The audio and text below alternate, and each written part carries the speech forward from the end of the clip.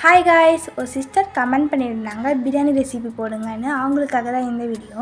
வாங்க எங்கள் ஸ்டைலில் பிரியாணி எப்படி செய்யுதுன்னு பார்க்கலாம். ஆயில் ஊற்றி ஆயில் காஞ்சதுக்கப்புறம் பிரியாணி ஸ்பைசஸ், பச்சை மிளகா, வெங்காயம், இஞ்சி பூண்டு பேஸ்ட், புதினா, கொத்தமல்லி ஆட் பண்ணி நல்லா வதங்கினதுக்கப்புறம் தக்காளி, கல்லுப்பி ஆட் பண்ணி நல்லா வதக்கி விட்டுக்கோங்க. தொக்கு மாதிரி வர அளவு வதக்கிக்கோங்க.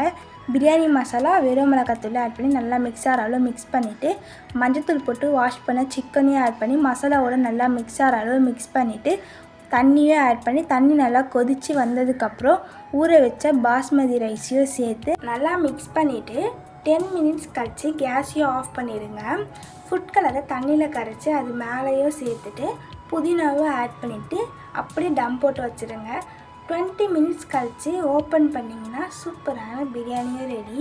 நீங்கள் ட்ரை பண்ணி பார்த்துட்டு எப்படி இருந்துச்சுன்னு கமெண்ட்டில் சொல்லுங்கள். மறக்காமல் நம்ம பேஜை ஃபாலோ பண்ணுங்கள், லைக் பண்ணுங்கள், ஷேர் பண்ணுங்கள்.